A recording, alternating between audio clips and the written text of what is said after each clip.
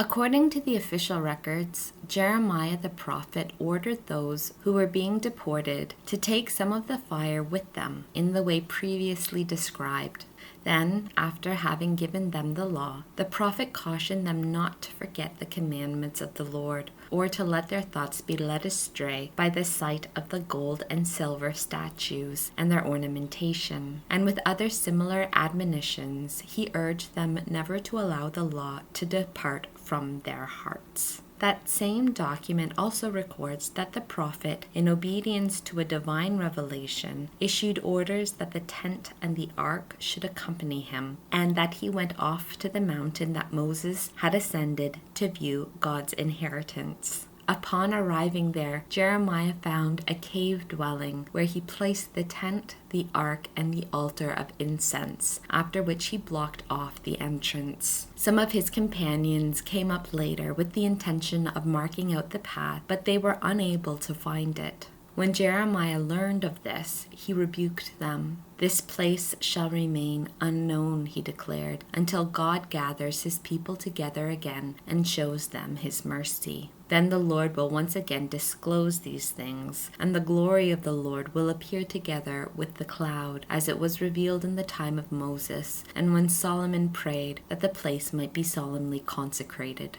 It is further related how Solomon, in his wisdom, offered a sacrifice to mark the dedication and completion of the temple. Just as Moses had prayed to the Lord, and fire had come down from heaven and consumed the sacrificial offerings, so also did Solomon pray, and the fire came down and consumed the burnt offerings. Moses had said, "The sin offering was consumed in the fire because it had not been eaten." Solomon celebrated the feast in the same way for a period of 8 days.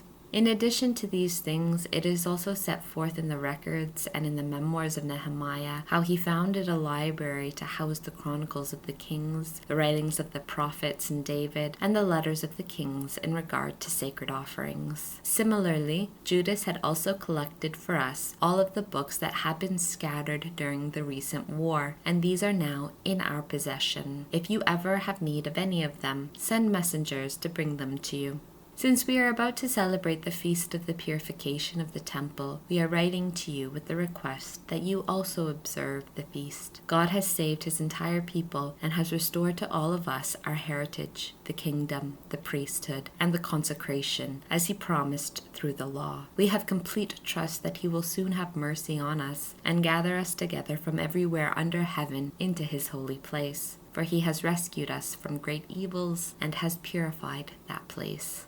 This is the story dealing with Judas Maccabeus and his brothers, the purification of the great temple, and the dedication of the altar, as well as the wars against Antiochus Epiphanes and his son Eupator, and the heavenly apparitions that were seen by those who showed their heroism in fighting bravely for the cause of Judaism. Despite being severely outnumbered, they seized the entire land and put to flight the barbarian hordes, regaining possession of the temple, renowned throughout the world, and liberating the city and re-establishing the law that were in danger of being abolished, as the Lord bestowed his mercy and favor on them. All this, which has been set forth in detail by Jason of Cyrene in 5 volumes, we shall attempt to condense into a single book. Considering the flood of statistics and the difficulty likely to be encountered by those who begin to wade through the immense amount of material involved in these historical narratives, we have aimed to please those who desire easy reading, to make it uncomplicated for those who wish to commit facts to memory, and to turn out a product that will be of profit to all. For those of us who have undertaken the labors of such abridging, the task has been far from easy, but in truth one that involves sweat and sleepless nights, as would also be true of someone who would find it no simple affair to prepare a banquet that his guests will find completely satisfying. Nevertheless, in our desire to win the gratitude of many, we will gladly endure the drudgery involved in this project, leaving the responsibility as regards the accuracy of details to the original author, and confining our efforts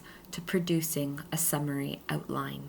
Just as the architect of a new house must be concerned with the construction as a whole, while the one who undertakes its painting and decoration has to consider only what is needed for its adornment, so, I believe, it is the case with us. It is the duty of the original historian to examine the entire subject at hand and judge the accuracy of the details. The person who makes an adaptation must have the freedom to aim at conciseness of expression and to reject any exhaustive treatment of the subject matter. Therefore, without any further comment, we shall here begin our narrative, inasmuch as it would be absurd to offer a lengthy preface to the history and cut short the history itself.